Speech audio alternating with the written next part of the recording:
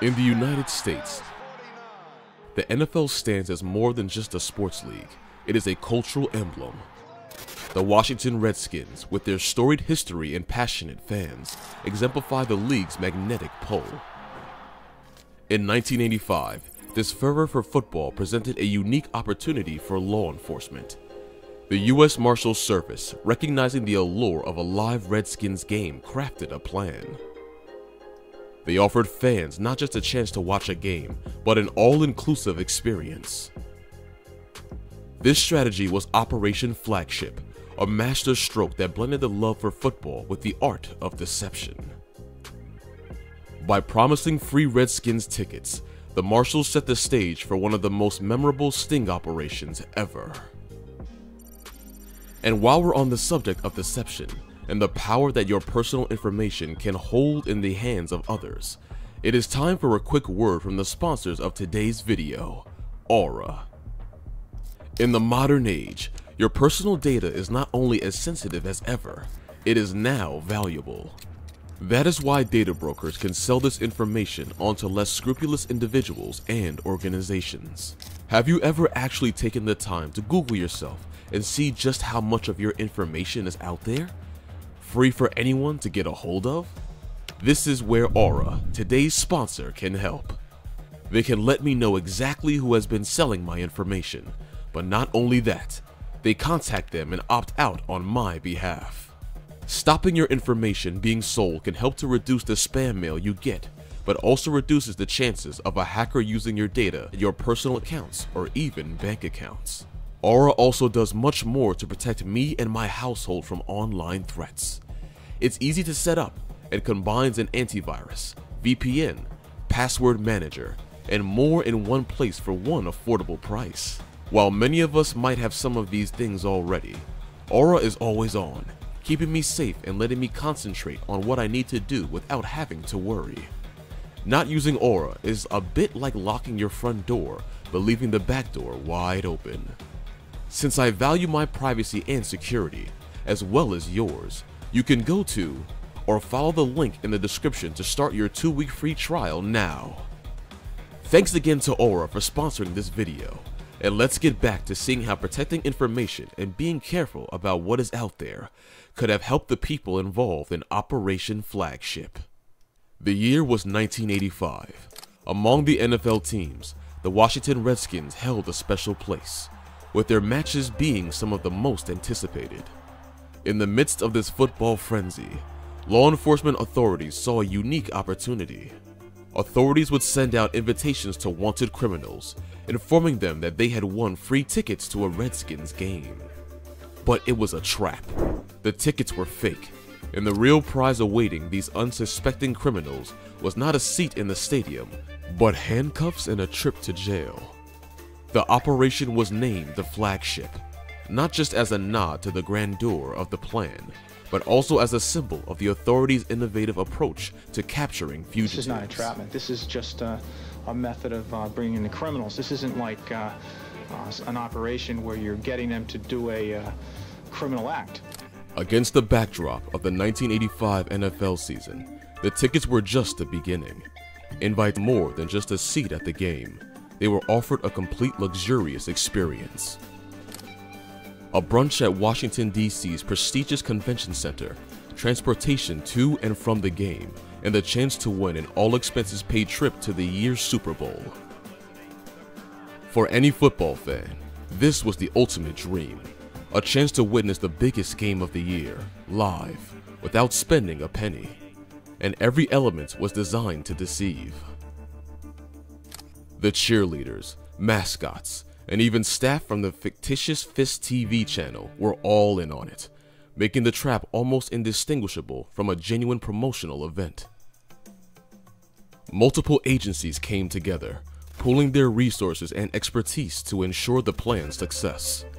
It was a reflection of the belief that sometimes to capture those who break the law, you need to think outside the traditional confines of law enforcement. And in this case, that meant venturing into the world of football, tapping into its magnetic pull, and using it as the ultimate bait. In the vast world of law enforcement, communication is key. Whether it is a wanted poster, a news bulletin, or a simple letter, the way information is conveyed can make all the difference.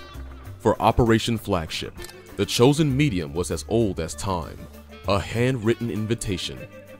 Over 3,000 letters were crafted and sent out. Each one was addressed to a wanted fugitive, individuals with more than 5,000 outstanding warrants combined. These were people who had managed to elude the grasp of law enforcement, some for years. But with these letters, the authorities hoped to change that. The content of the letters was enticing.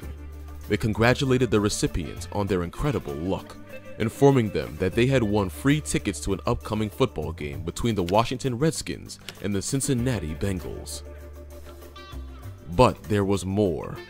The letters hinted at an event, a celebration in honor of the winners. It was an offer that seemed too good to be true.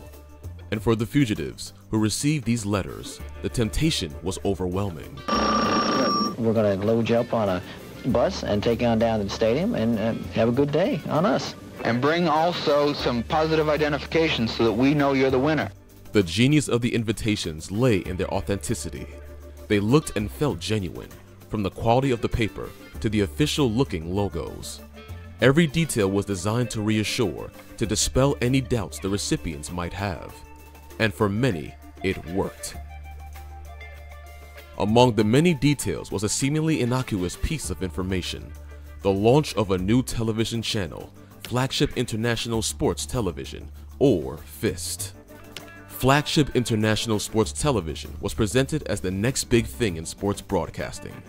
The association with the giveaway added to its credibility, painting a picture of a channel so confident in its offerings that it was willing to celebrate with a lavish event and free football tickets. Hawaii, 4 tickets, bingo, front row. But beneath the surface lay a secret, a clue hidden in plain sight.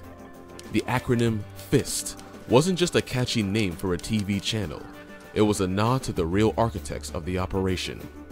The Marshals Fugitive Investigative Strike Team, also known as the acronym FIST, which was the driven force behind Operation Flagship. The fugitives they were targeting were being lured in by an operation named after the team dedicated to capturing them. In the heart of Washington, D.C., the convention never stood as a symbol of grand events and significant gatherings. On any given day, its halls echoed with the sounds of conventions, expos, and meetings. As the day of the event neared, the convention center underwent a transformation. Gone were the usual signs of corporate events or trade shows. In their place arose the trappings of a grand football celebration. Large banners heralding the Flagship International Sports Television launch adorned the walls, their vibrant colors catching the eye of every passerby. Balloons and team colors floated above, adding to the festive atmosphere. But it wasn't just about visuals. The air was filled with the pulsating beats of rock music, setting the tone for a lively event. Behind the scenes, law enforcement officers watched and waited. Dressed as convention center staff, FIST TV crew, and even fellow attendees, they blended seamlessly into the crowd.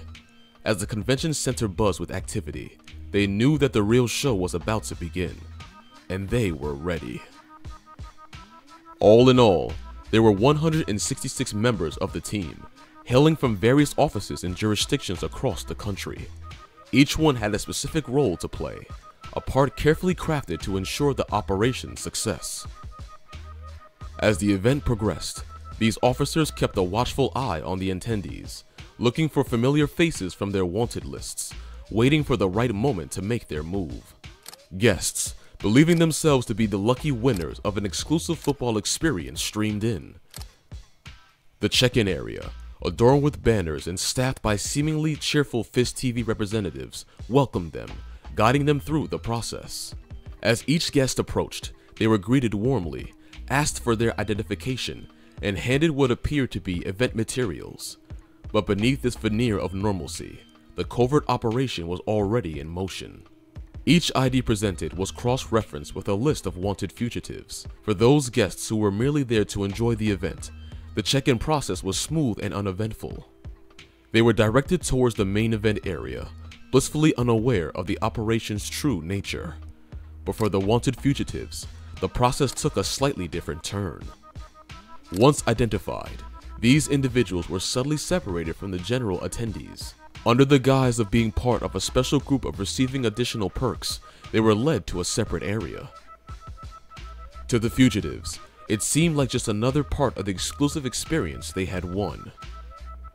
Away from the main event area, a separate room had been set up, its purpose far removed from the celebrations outside. This room, seemingly just another part of the venue, was the epicenter of Operation Flagship.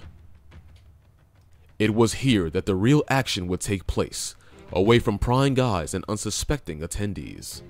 As the check-in process continued, groups of 10 to 20 individuals, all identified as wanted fugitives, were discreetly ushered into this room.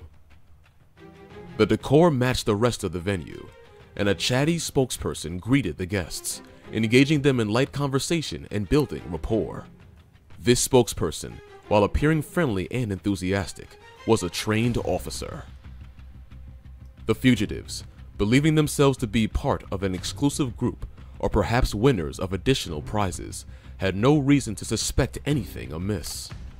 The spokesperson continued to engage with the fugitives, sharing anecdotes, discussing the game, and skillfully directing the conversation. As the room's energy reached its peak, the spokesperson looked for a cue from a fellow officer. And then, with a tone of excitement, as if announcing another special prize, the spokesperson uttered the code word, surprise.